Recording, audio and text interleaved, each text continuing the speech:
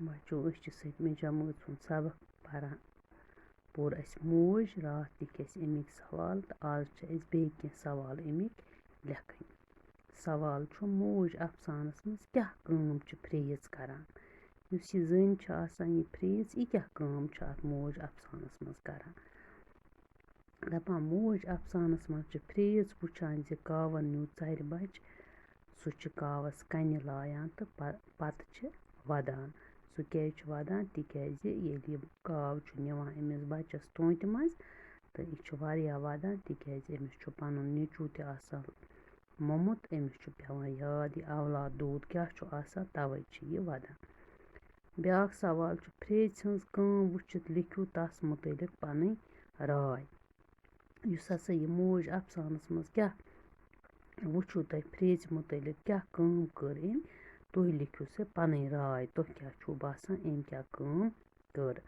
Phrase औलाद दाद बेकरार आसान तवे तस अमिस चार बज सुन ची ची बर्दाश्त गसान सह ओश त्रावान सह काव बच सद बापत पन सह अमिस बच सद बापत हावान पन शफकत पत अस ब्याक सवाल यम मुहावर करो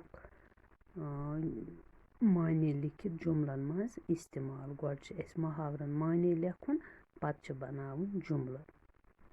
गोडनुक तावन प्योन गो मुसीबत युन शकील येल मूद तो फ्रेज बिचार पे तावन शकील कुस यह फ्रेज हुंद नीचो दपान युथु हसा यह मूद फ्रेज बिचार पे तावन तस आव मुसीबत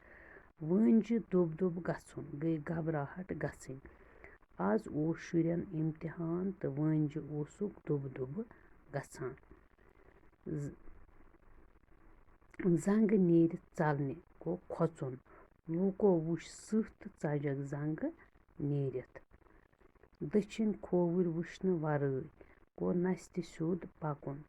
लूक दछिन खोवर वुचन वरय सड़के पकान बच्चों अम पत अस ब्याक सवाल अत युस हसा अस मोज पोर अस अफसान तो तुह त लिखियो से पन्ने माज मुतलिक मौखसर लकुट अख मजमून अख वुच सा मीन मोज म्यानि माज नाव माला यत माला मे लिख तत हेको तुह पन्ने माज हुंद नाव पन्ने माज हुंद नाव लिखित सह वारिया रस तो नेक सह सुबह सुलि वथान नमाज तो कुरान शरीफ परित अस खतर चाय चोट तैयार करान तम पत अस मदरस गसन खतर गो स्कूल गसन खतर तैयार करान वर्दी लागान तो अस खतर बत तैयार करित स्कूल सत दिवान मीन मोज छन सरकारी मुलाजिम सह गरची काम करान सोरे गर सोई संभालान मे पनन मोज वारिया टठ पज पठ मोज खुदाय सजो नेमतो मज अख रच नेमत तो पज पठ माज हंद खोरन तल जन्नत बच्चों तुह लिखियो यम सवाल जवाब यह मोज उन्वान तहत पनुन यह मजमून मे लेखनो तुह ये लिखियो तो इंशाल्लाह पगह परो पत ब्याक सबक।